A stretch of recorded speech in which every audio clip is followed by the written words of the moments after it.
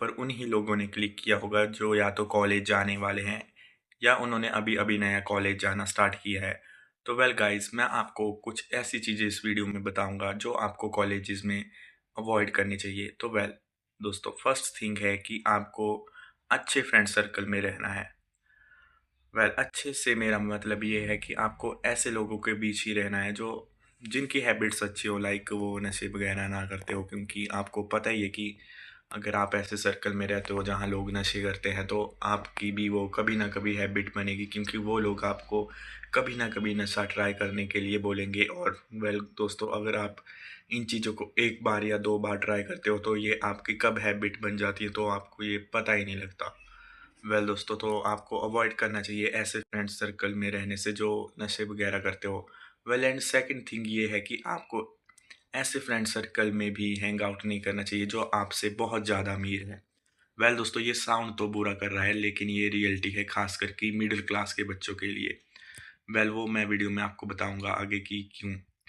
Well दोस्तों देखो, अगर आप कुछ ज़्यादा ही अमीर बच्चों के साथ हैंग आउट करते हो तो कभी कभी आपको कुछ सिचुएशन में उनके साथ ऐसी जगहों पर जाना पड़ता है जहां आपके एक्सपेंसेस बहुत बूम कर जाएंगे। लाइक कभी कभी वो आपको महंगे रेस्टोरेंट्स में ले जाएंगे या होटल्स में ले जाएंगे।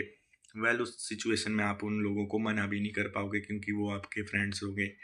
तो इसलिए आपको ये भी अवॉइड करना चाहिए कि आपको ज़्यादातर अपने जो मतलब लाइक क्या बताऊँ, जो आपकी तरह सेम बैकग्राउंड से बच्चे आते हैं उनके साथ ज़्यादा हैंग आउट करो। एंड थर्ड थिंग जो इम्पोर्टेंट है कि आपको थर्ड थिंग जो है वो ऐसी है कि आपको कुछ ऐसे लोगों के साथ भी ही हैंग आउट करना चाहिए जो जिनके पास कोई स्किल हो। आपको ज़्यादातर ऐसे लोगों के साथ नहीं बैठना चाहिए जो एक कोने में कॉलेज के एक कोने में बैठकर पूरा दिन गेम खेलते रहते हैं। वेल गाइस, क्योंकि ये बहुत बेकार चीज़ है। इससे आपकी लाइफ में कोई वैल्यू ऐड नहीं हो रही है, ना कोई आप स्किल सीख रहे हो, ना आपकी कम्युनिकेशन अच्छी हो रही है, बल्कि ये आपकी सेल्फ वैल्यू को गिराता ही जा रहा है क्योंकि आपने कॉलेज जाके कुछ एक्सपीरियंस नहीं किया और उल्टा आपने अपनी पूरी कॉलेज लाइफ एक उसी कोने में गेम खेलते बिता दी, जो गेम आपको शायद इन फ्यूचर आगे जाके हेल्प भी ना करे आपकी लाइफ में, क्योंकि एट द एंड आपके जो दोस्त बनेंगे वही आपकी हेल्प करेंगे फ्यूचर में। सो ये भी एक इम्पॉर्टेंट पॉइंट है। वेल एंड थर्ड चीज़ ये है कि आपको कॉलेज में जाकर अपने दोस्तों को इग्नोर नहीं करना चाहिए, खास करके अपने क्लासमेट्स को। आपको कभी भी ऐसा नहीं करना चाहिए कि आपके क्लासमेट्स हैं तो आप उनसे हैंडशेक नहीं कर रहे हो या उन्हें ग्रीट नहीं कर रहे हो, क्योंकि ये बहुत रूड होता है। और आपके क्लासमेट्स की आपको कब ज़रूरत पड़ जाए ये आपको पता नहीं है। एग्ज़ाम्पल के लिए मैं आपको एक चीज़ बताता हूँ। कॉलेजेस में एग्ज़ाम शुरू होने से पहले असाइनमेंट सबमिट करवानी पड़ती है। पहले कॉलेज में असाइनमेंट सबमिट करवानी पड़ती है और काफ़ी टाइम ऐसा होगा कि आपके पास उन असाइनमेंट्स में लिखना क्या है, ये कंटेंट अवेलेबल नहीं होगा। तो आपको उस केस में अपने दोस्तों से ही हेल्प मांगनी पड़ेगी या आपको उनसे असाइनमेंट लेनी पड़ेगी वो कॉपी करने के लिए। तो वेल ये थोड़ा सेल्फिश साउंड कर रहा है, बट एट द एंड ये एक हार्श रियलिटी भी है दोस्तों, क्योंकि आप फ्रेंडशिप ही तभी करते हो जब आपको उससे कोई फ़ायदा हो रहा है। ऐसे कोई लोग नहीं है जो फ्रेंडशिप करते हैं।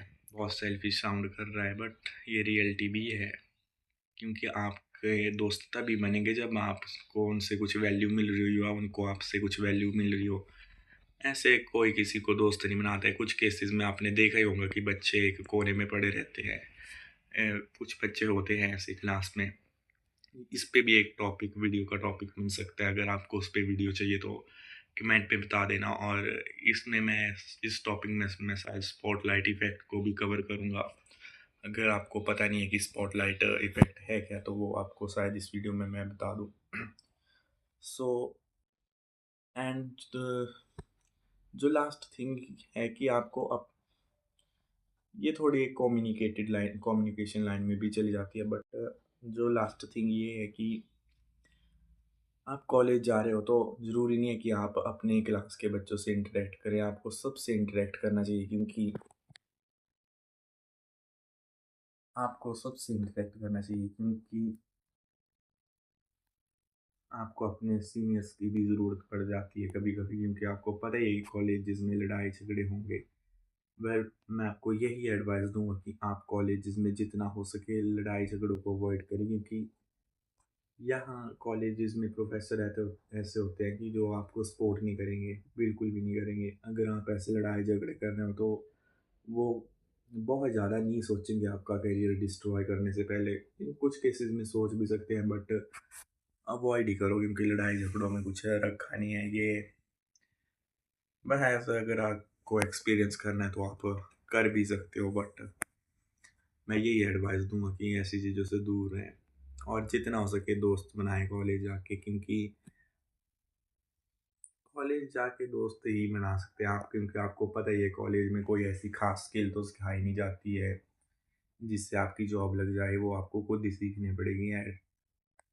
एंड इस वीडियो को बड़ी करने के लिए मैं इसमें कुछ बहुत चीज़ें बोल सकता हूँ, बट मैं वो बोलूँगा नहीं, क्योंकि वो आपका भी टाइम वेस्ट करेंगी और मेरा भी टाइम वेस्ट करेंगी। एंड सॉरी, मेरा तो नहीं करेंगी, क्या पता कल को मेरा चैनल ही मोनेटाइज हो जाए, सो उससे मेरी अर्निंग ही बढ़े। बट फिर भी ये कुछ ऐसे पॉइंट्स थे जो आपको, अगर आप शुरू में कॉलेज आ रहे हो तो उन पे फोकस करना चाहिए। एंड वीडियो के एंड में मैं यही बोलूँगा कि अगर वीडियो अच्छी लगी हो तो चैनल को सब्सक्राइब कर देना, अगर बुरी लगी हो तो फीडबैक दे देना। And thanks for watching. और अगर आपको जानना है कि स्पॉटलाइट इफेक्ट क्या होता है तो आप कमेंट कर सकते हो।